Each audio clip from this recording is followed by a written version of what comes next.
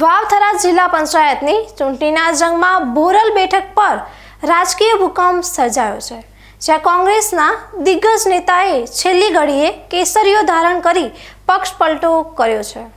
વાવ-થરાદના રાજકીય મેદાનમાં આજે સૌથી મોટો ઉલટફેર જોવા મળ્યો છે, કારણ કે કોંગ્રેસના ગઢ ગણાતી ભોરલ જિલ્લા પંચાયત બેઠક પર ભાજપે જબરદસ્ત ખેલ પાડ્યો છે।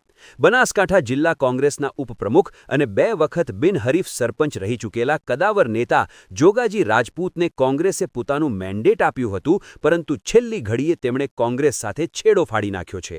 જોગાજી રાજપૂતે સૌને ચોંકાવી દેતા ભાજપનું મેન્ડેટ રજૂ કર્યું છે અને વિધિવત રીતે કેસરીયો ખેસ ધારણ કરી લીધો છે। ભોરલ બેઠક પર જોગાજી રાજપૂત એક એવું મોટું માથું ગણાય છે કે જેમની સામે અત્યાર સુધી કોઈ ઉમેદવાર ટકી શકે તેમ નહોતું, ત્યારે આવા મજબૂત નેતાને પોતાની તરફ ખેંચીને ભાજપે કોંગ્રેસના પાયા હચમચાવી દીધા છે।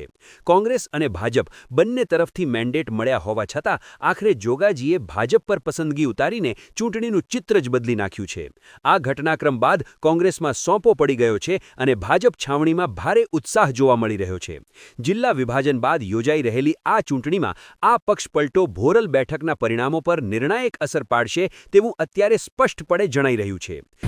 ભારતમાં જો વિશ્વમાં આપણે જોઈએ ને તો આપણા પીએમ નરેન્દ્ર મોદી સાહેબ અને વિશ્વમાં ડંકો બતાડી રહ્યા છે। આપણે ધારો કે 370ની કલમ હોય કે અયોધ્યામાં રામ મંદિરનો મુદ્દો હોય અને એક ઝાટ કે બધા આપણા પ્રશ્નો સોલ્વ કરેલા છે અને અત્યારે ભારત આખા વિશ્વમાં પણ ખૂબ આગળ વધી રહ્યું છે અને ભારતનો કે ગુજરાતનો ખૂબ જ વિકાસ થઈ રહ્યો છે અને એ વિકાસની યાત્રામાં મને પણ જોડાવાનું મન થયું કે આપણે આપણા વિસ્તારમાં કે પબ્લિકના નાના મોટા કામો થઈ સત્તા ઉપર સરકાર છે અને એની જોડે આપણે તો બેસીએ તો બધાના કામ થાય અને બધાને આપણે મદદ થઈ શકાય, એના માટે કરીને હું આ ગઈ અને